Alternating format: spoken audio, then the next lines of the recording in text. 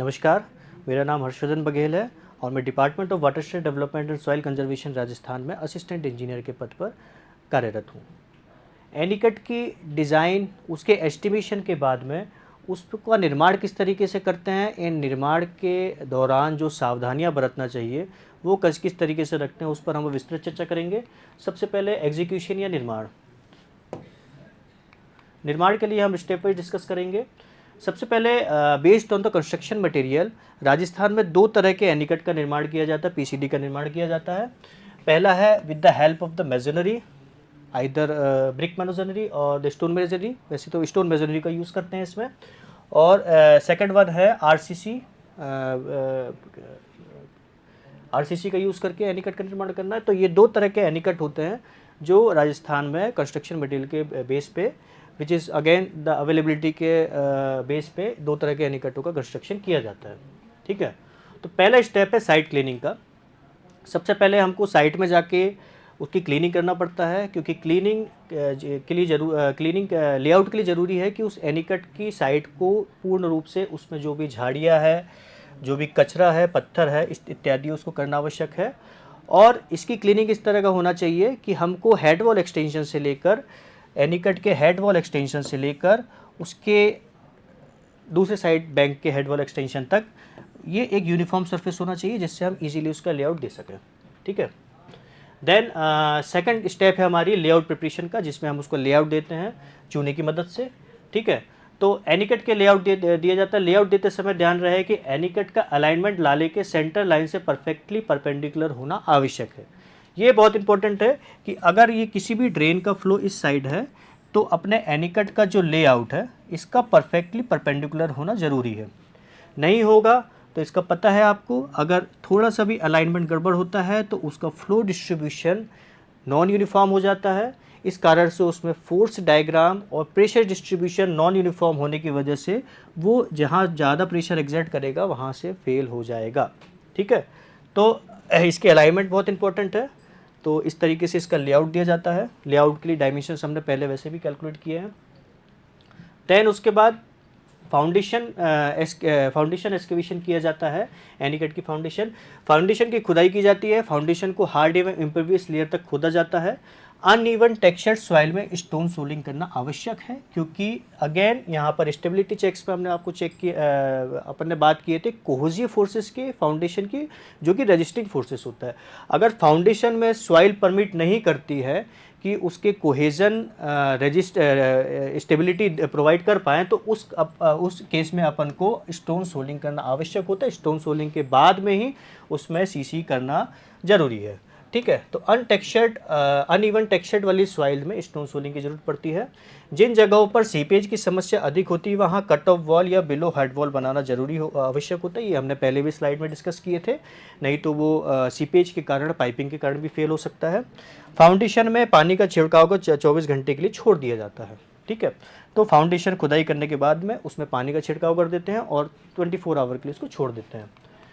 चौथी स्टेप है कंक्रीट करना फाउंडेशन में। ठीक है, तो इसमें 148 की कंक्रीट 0.30 मीटर में थिकनेस में की जाती है, प्रीफरेबली 0.30 मीटर तक की जाती है।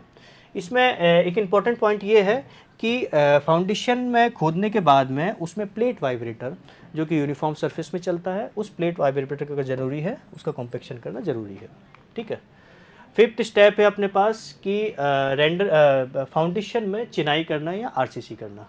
ठीक है, तो 1:6 के रेशियो में स्टोन मेजनरी का काम किया जाता है। सभी वॉल्स की चिनाई एक साथ किए जाना आवश्यक है। ठीक है, ये बहुत इंपॉर्टेंट है, सभी वॉल की एक साथ चिनाई करना आवश्यक क्यों है? इससे जो जॉइंट्स हैं, जो डिफरेंट टाइप्स के अपने पास वॉल्स होती हैं, उनके बीच में जो जॉइंट्स रहते हैं उनको इंटरलॉक करना ज़रूरी होता है। और इंटरलॉक अपन एक ही कंडीशन में कर पाएंगे कि सभी वॉल की चिनाई अपन एक साथ करें। ठीक है, आरसीसी के केस में जो मेन बार्स हैं उनको एल शेप में मोड़कर और डिज़ाइंड स्पेसिंग में फिक्स किए जाते हैं। मेन बार्स की रो को वॉल्स के सेंटर में अलाइन करना आवश्यक है। ठीक है, अगर कोई भी एनीकट है जिसकी हेड वॉल इस तरह है तो अपन को जो भी मेन बार्स है उसको उसके सेंटर में ही अलाइन करना है। ठीक है, जो कि उसको मैक्सिमम स्टेबिलिटी प्रोवाइड करेंगे। अगर यहाँ पर करेंगे तो उसमें जो स्टेबिलिटी है उसका डिस्ट्रीब्यूशन गड़बड़ हो सकता है। इस केस में अपन को सेंटर पर करना ज़रूरी है। इस केस में आपको आरसीसी में याद रखना है 3 तरह के मेंबर होते हैं, कंप्रेशन मेंबर, डिस्ट्रीब्यूशन मेंबर और टेंशन मेंबर। कंप्रेशन मेंबर की कंडीशन में 12 mm, डिस्ट्रीब्यूशन के कंडीशन में 8 mm एंड टेंशन मेंबर को 10 mm। ठीक है, इस तरह के 3 तरह के डायमेंशन के सरिये अपन यूज़ करते हैं, यूज़ करना ज़रूरी होता है। जो ग्रिड है, ग्रिड का साइज़, जो अपन सरिये में जो मैश बनाते हैं, जो ग्रिड बनाते हैं, उसके भी ग्रिड का साइज़ 10 बाय 10 से 30 बाय 30 सेंटीमीटर के बीच में होना ज़रूरी है। दूसरा, सरियों की ओवरलैपिंग के कंडीशन में 48 इंटू डी का फॉर्मूला अपन यूज़ करते हैं, which is 48 multiply by the diameter of the bar. तो ओवरलैपिंग अपन को देना है 48 मल्टीप्लाई बाय द डी। तीसरा सबसे लास्ट पॉइंट है इसमें कवर, जो अपन को सरिये में कवर यूज़ करते हैं वो मिनिमम 50 mm का कवर यूज़ करना चाहिए। तो आरसीसी केस में ये इंपॉर्टेंट पॉइंट्स हैं, इस इंपॉर्टेंट पॉइंट को कंसिडर करना ज़रूरी है।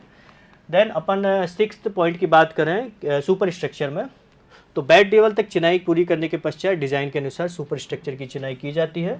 आरसीसी स्ट्रक्चर में स्टील सरिये का फ्रेम डिज़ाइन के अनुसार मेन बार, जो कि हमने बताया थे कंप्रेशन मेंबर है एंड टेंशन मेंबर है, और डिस्ट्रीब्यूशन बार का ग्रिड तैयार किया जाता है। ग्रिड का साइज़ भी आपको डिस्कस कर चुके हैं, और सेंटरिंग इंस्टॉल की जाती है। ठीक है, सेंटरिंग इंस्टॉल करने के बाद 1 2 4 में कंक्रीट की जाती है। 7th स्टेप में है प्लास्टर कॉपिंग और अदर वर्क, जैसे पिचिंग वर्क। ठीक है, चिनाई के बाद प्लास्टर पॉइंटिंग का काम किया जाता है मेजोनरी वाले एनीकट में। ठीक है, उसके बाद प्लास्टर के बाद में वॉल्स के ऊपर कॉपिंग का कार्य किया जाता है, और एप्रॉन के ऊपर सीसी की जाती है। आवश्यकता अनुसार पिचिंग और किनारों में मिट्टी का कार्य संपादित किया जाता है। ठीक है, तो ये 7 स्टेप हैं। 7 स्टेप में 7 इंपॉर्टेंट स्टेप हैं एनीकट के कंस्ट्रक्शन के लिए। अब कंस्ट्रक्शन के दौरान हमको क्या क्या सावधानियां बरतना चाहिए। पहला है, टो वॉल के डाउनस्ट्रीम साइड में बैक स्कोरिंग रोकने के लिए स्टोन पिचिंग वर्क या टालस का निर्माण किया जाना जरूरी है। हाइड्रोलिक डिज़ाइन में हमने इसके बारे में चर्चा किए थे कि वहाँ पर बैक स्कोरिंग होती है, टर्बुलेंस क्रिएट होने के कारण काइनेटिक एनर्जी कंजर्व होती है, इस कारण से वहाँ पिचिंग या टालस का निर्माण किया जाना चाहिए। सेकंड पॉइंट है, एनीकट की चिनाई इस तरीके से किए जाना चाहिए कि स्टोन एक दूसरे से इंटरलॉक्ड रहें। एक साथ चिनाई करेंगे तो सभी जो जॉइंट्स हैं उसके इंटरलॉक्ड रहेंगे।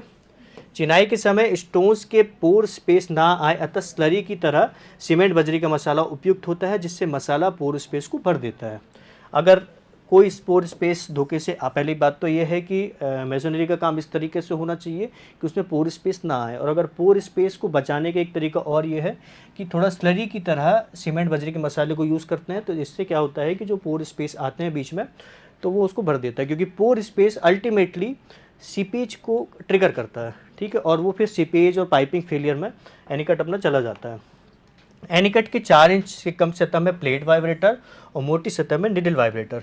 तो निडल वाइब्रेटर इंपॉर्टेंट है आरसीसी के एनीकट के लिए, जिसमें 4 इंच से ज़्यादा हम सीसी एक बार में कास्ट करते हैं, और मेजोनरी के एनीकट के लिए 4 इंच से कम है तो वहाँ यूनिफॉर्म सरफेस में हमको प्लेट वाइब्रेटर का यूज़ करना चाहिए, और ज़्यादा डेप्थ है तो वहाँ पर निडल वाइब्रेटर का यूज़ करना चाहिए। ठीक है, नेक्स्ट है, एनीकट की डिज़ाइन से अधिक अथवा ओवर कंस्ट्रक्शन नहीं करना है। इकोनॉमिकल पॉइंट ऑफ व्यू से ये बहुत इंपॉर्टेंट है कि एनीकट में ओवर कंस्ट्रक्शन नहीं करना है, कि ओवर कंस्ट्रक्शन करने से उसकी कॉस्टिंग में फ़र्क पड़ता है। यदि एनीकट पीसी का निर्माण करने हेतु सफिशिएंट बैंक्स की ऊंचाई उपलब्ध ना हो तो गुणवत्ता युक्त आर्टिफिशियल एम्बैंकमेंट का निर्माण किया जाना चाहिए। एम्बैंकमेंट की स्टेबिलिटी हेतु वाटरिंग एंड कॉम्पैक्शन करना चाहिए, एवं ऐसी परिस्थिति में एनीकट पीसीडी के दोनों ओर साइड वॉल का निर्माण किया जाना चाहिए। अगर कहीं अपन को पता है कि कोई एक डिफाइंड ड्रेन नहीं है, या फिर कोई ड्रेन है जो अपना डायरेक्शन और उसकी विड्थ चेंज हो रही है, तो अपन एक टारगेटेड लोकेशन पे एनीकट को बना के वहाँ पर एक सेंट्रल वेस्ट वेयर बना के एडिशनल एम्बैंकमेंट, आर्टिफिशियल एम्बैंकमेंट बना सकते हैं, जो कि इसको एडिशनली सबमर्जेंस एरिया प्रोवाइड करता है। बट इसमें कंडीशन ये है कि ये जो अपन आर्टिफिशियल एम्बैंकमेंट बनाए हैं ये यूजुअली ट्रेपेडोरल शेप का होता है, तो इस ट्रेपेडोरल शेप में अपन को वाटर कॉम्पैक्शन करना जरूरी है स्टेबिलिटी के पॉइंट ऑफ व्यू से, नहीं तो वो सरप्लस कर देगा वाटर। दूसरा, ऐसे केसेस में अपन को एनीकट का जो डिज़ाइन है मॉडिफाई करके उसको साइड वॉल को अपन दोनों ओर, जैसे कि वेस्ट वेयर या ओवरफ्लो अपन तालाबों में या कोई वाटर रिजर्वायर्स में बनाते हैं, तो ऐसे कंडीशन में दोनों साइड में साइड वॉल बनाया जा सकता है। ठीक है, एनीकट के निर्माण के पश्चात न्यूनतम 28 दिनों तक तराई की आवश्यकता होती है। BIS कोड है, तो 28 डेज तक अपन को तराई करना आवश्यक होता है। धन्यवाद।